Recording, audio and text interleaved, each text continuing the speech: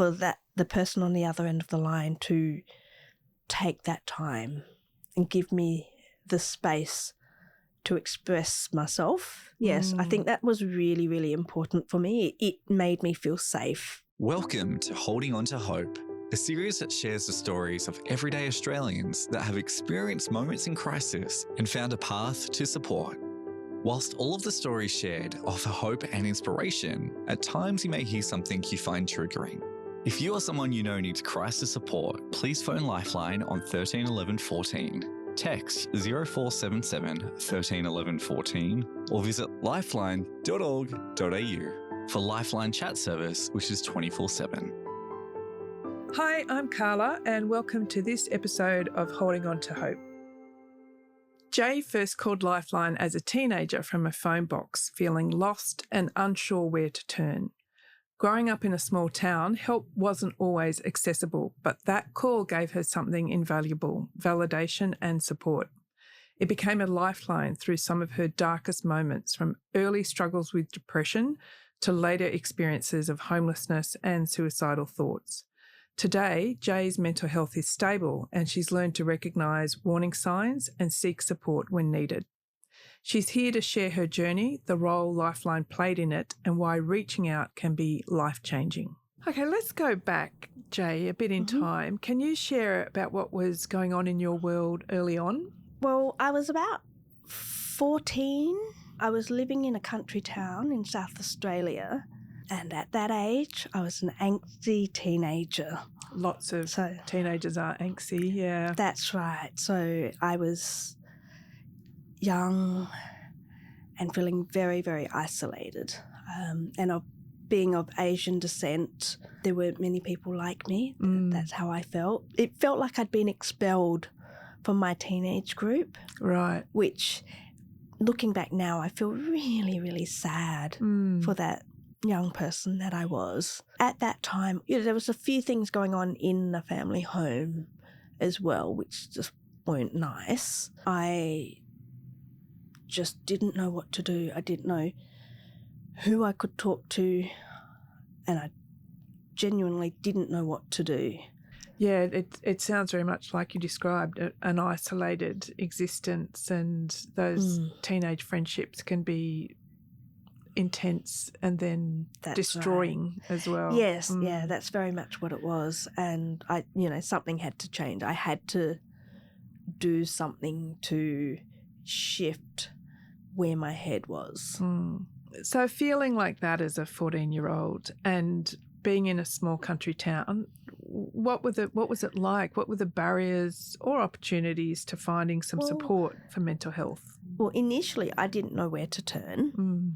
And then when I started to think about it, I thought, well, everyone's going to know, or someone's going to know someone who's going to find out. Everyone knows everyone. So whether you go to see a doctor, whether you end up going to the hospital, whether you go to family services, someone knows somebody. So I didn't know how safe I was going to be. My mother was a school teacher. Right. So who do I talk to remain anonymous? I really didn't know. And I couldn't just walk myself to a hospital as a child. That you can't do that. So very limited options for you. Exactly. Yeah. And being so young, 14, finding that phone box, seeing the ad or the number for Lifeline, that's an incredible moment for a young person to take that responsibility of themselves into their own hands and make the call. Can you remember the phone call itself, what happened and what you talked about? I think it was rather innocent in a way. It was really just me ringing up some of the very basic, hello, how are you? What's your name? Are you okay? You can't forget that tagline. And me simply, no, what's wrong? And for me it was just like, I don't know what to do. I can't handle this, And then that led on to some basic safety checking and realising that I am actually very young, and then finding out that there was also kids helpline. So something that was sort of very real for me at that time was that I was in a country town. So there wasn't a lot of mental health services at that time in the 90s. So, I guess, for the next couple of years, I sort of danced around Lifeline, Kids Helpline, and a little bit of child mental health. And that sort of, they were the three main resources, and the school counsellor. That's pretty much what I relied on. Yep. Thinking about that first call to Lifeline, what was it that made a lasting impact on you that allowed you to use Lifeline for the next while?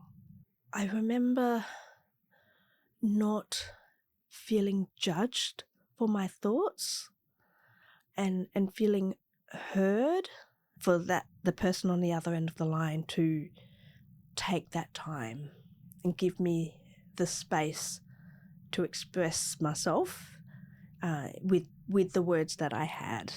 Yeah, being so young, not even having the language to explain or express Exactly. what's going on for you. Yes, I think that was really, really important for me. It made me feel safe.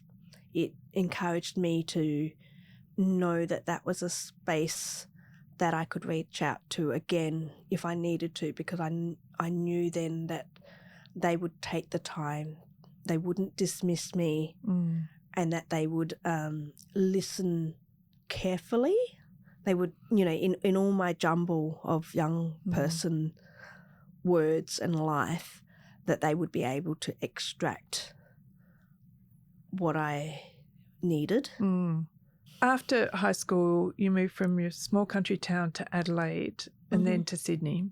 Yes. As a young person, what was going on for you? What was your world like? I actually came to Sydney with the intent to die, which is quite serious.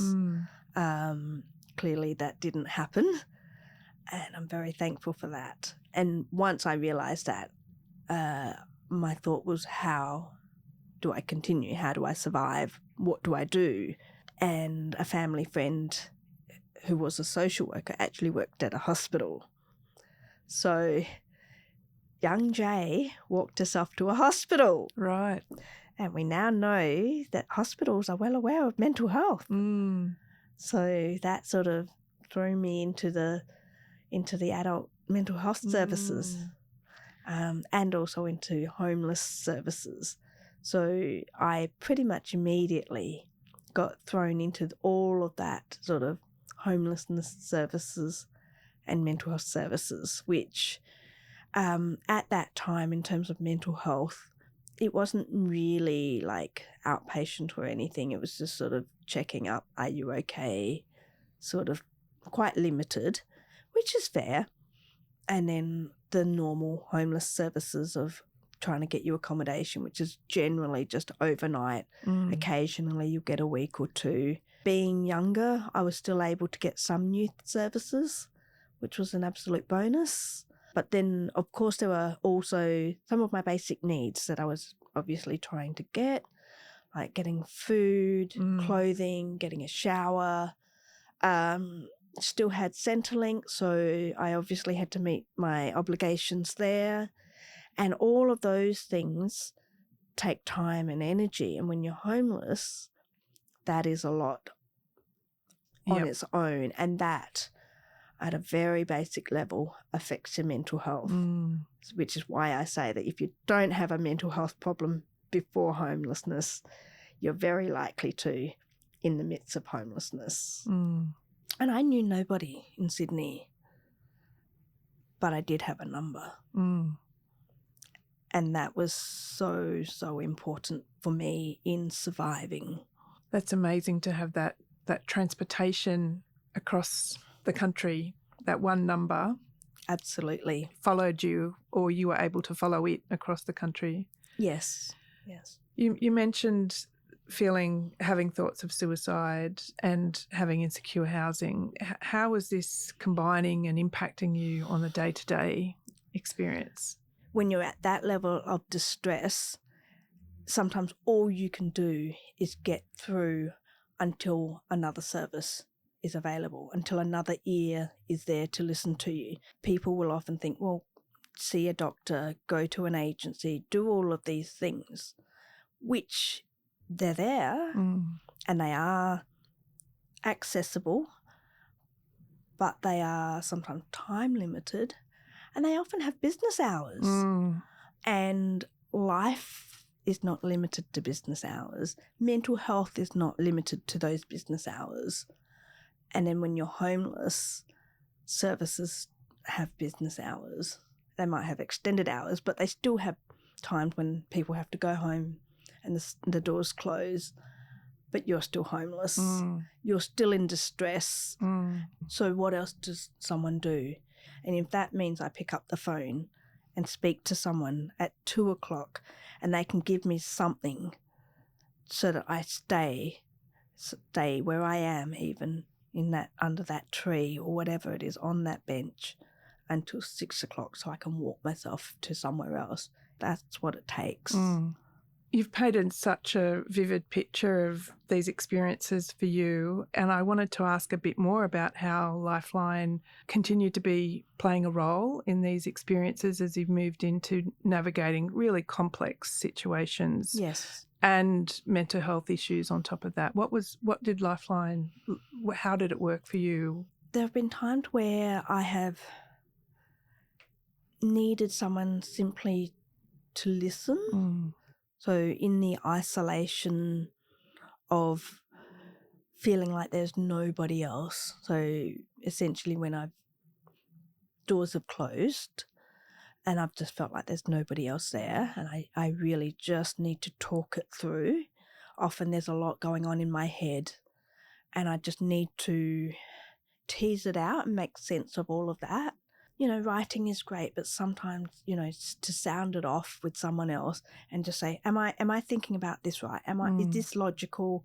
So to ring somebody who has some skills that's not just listening, that can be really, really important. And you've also used the phone line of Lifeline, but also the text and chat services. Yes. What's that technology been like for you? That's been a really big step up for me. It's relatively new, but for me, I actually have a hearing disability. So I've really appreciated being able to have the visual input. So there are times where I can't always hear accurately what's going on, and I would prefer to have my phone on loudspeaker, which is not appropriate in most settings. So to have it do a text or even the chat, online chatting, is actually really, really good for me. It's really useful. The other thing that it does for me is it actually it forces me to think before I speak, which is an interesting strategy. Yeah, quite a change from the verbal. Yeah. So from a mental health perspective, from that impulsive perspective, it's actually an interesting technique to use for me. I've actually, it's only on reflection that I've thought, hey, that's a good technique when I'm feeling that urge with my mental health, that and reactiveness, to be forced to pause before I speak. That's one way that works. The other thing also on another side, so that's often when I'm elevated, but then there's times when I'm very flat and apathetic, but I know I need to reach out, but I don't necessarily want to talk. So that's another time where chatting can be useful. We hope you're enjoying this episode. Lifeline's new support toolkit makes it easier to care for family, friends, and loved ones, and look after yourself along the way. Visit us at toolkit.lifeline.org.au. Now, back to the episode. You've been managing your mental health for a long time, and you've obviously developed some strategies and techniques. What's working for you? What have you changed over the years? What have you learned through your journey? Some of the things I've learnt would be to have a bit of perspective in where I am, being able to look to the past. And it doesn't have to be a long way past. It can just be from last week. It can be to yesterday even. And then even to looking forward, even if it's looking to an hour, thinking, okay, well, I'm having dinner in an hour, if that's what it's going to be to carry me. But then other things is having the crisis management plan. I think we all have management plans as parents. I know parents have management plans. It's just in parenting. We all have management plans when things go wrong. We have next of kin, medical next of kin. That's a management plan. Businesses have management plans. So, it's a life management plan, and crisis is just a step up. And they can be things like, I still have my hospital bag. Oops. But that's okay. In that, I have a little box, and it's got a couple of tea bags. It's got some lollies in there. It's got a list of phone numbers. It's got a photo of my dog in there. You know what I mean? So sometimes it's just very practical, very material things. I think it's just important to sort of think about not just the present practical things, but also, have a whole range of things in your toolbox, and to know that yours doesn't have to look like someone else's. You know yourself. If you want to listen to heavy metal music, go for it. Exactly. If you want to pat your cat and your cat lets you, then that's what works for you. You need to give yourself grace. You need to respect yourself enough that if you're not going to get up at 7 o'clock and go for that walk, even though that's on your little management plan, that's not going to happen. It's okay, and you don't need to beat yourself up for that. That's a lovely term. Let yourself have some grace, or give yourself some grace. So, Jay, how are you feeling about your mental health today? I've had an incredible 6 months that I never thought would happen. Never. I honestly didn't think that I would get to the age that I am. But I've gone to the US. I've actually spoken at the United Nations. Oh, wow. You know what I mean? And then I've gone back to my home country, which I didn't think would happen. Yeah. At one point I thought, if I ever go to Thailand, I'll do it, and then that'll be the end of my life. But I don't feel like that anymore. I've done it, and it's wonderful, and my life continues. I'm not necessarily buzzing, but I feel good, and I feel able to continue my life. It's not the end, and I'm not necessarily buzzing. It just continues on. And that's what, to me, is what stability is. I feel pretty good about how I manage my mental health. I have a lot of practices, I guess, that I use to keep tabs on it. Things that I check in with myself, check in with people. I tend to be quite real about my wellness. I know that I won't necessarily be at a 10 or a 9, and not all the time, and I'm okay with that.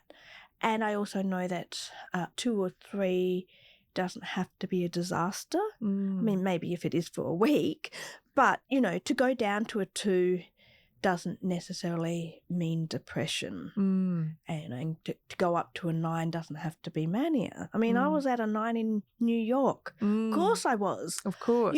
But when someone dies, of course I'm going to be at a 2. So to put things in perspective, so I've learned to sort of think, okay, what's going on? Yeah, okay, that makes sense. And to allow myself to feel the feeling, and maybe sometimes I'm putting some boundaries on it. Okay, I'm going to feel this way. It's all right. I can feel angry for a while, but how am I going to feel angry? I'm not going to take it out on myself. I'm not going to take it out on someone else, but I am going to feel angry because I have every right to feel angry. That's really interesting, both the monitoring and then how am I going to feel it? How am I going to express it? That's a really useful technique, I think. Yeah, that's a really big one that I have learnt fairly recently, is the how. I've got some people in my life that express their feelings in ways that's like, don't know if that's the best way you want to be doing it right now, or whether it's self-harm, which I still have urges. And I have urges, But are those urges going to get to something else? And I know that now. I know that in myself now. So, so that's my monitoring, that if it gets to something else, I have my little list of, okay, if it gets to this, I'm going to reach out to this person. If it gets to this, maybe I need to get an Uber. That's really, it puts it in such a nice package to say, this is still something you're working on. It's still something that might change over time as well as other strategies come up for you that work. And that's exactly it, that strategies may have a time and space. I don't need to use strategies that I have used in the past. And I can learn new strategies. And that's the really cool things. As we grow, we can add to our toolkit. We can do an inventory. We can work out what we need and what we don't need anymore.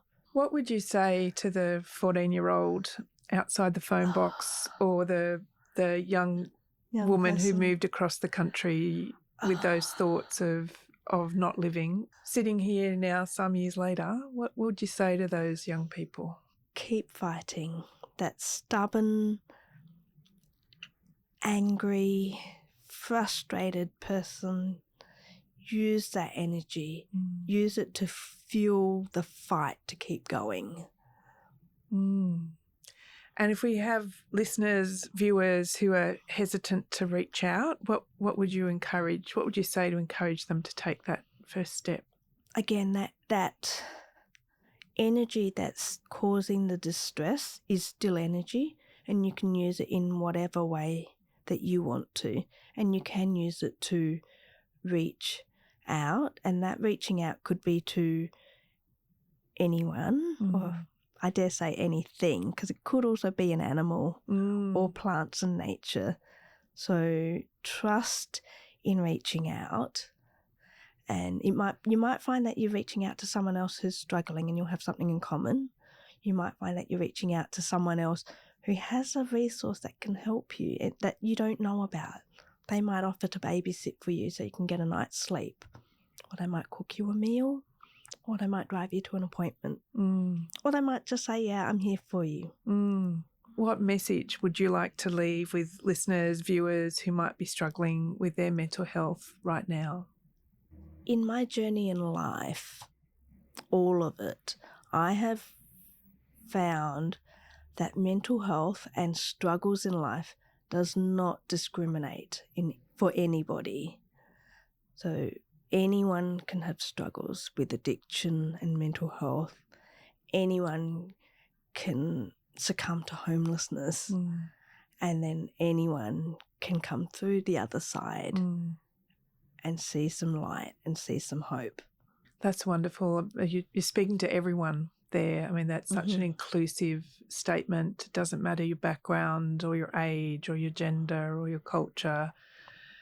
Mental health affects many people across all of those categories. That's right. And the thing is that I've only recently realised is some people probably won't even think of it as mental health. Right. They might not want to name it as that. They might just think, I've been sleeping much for the last 6 weeks.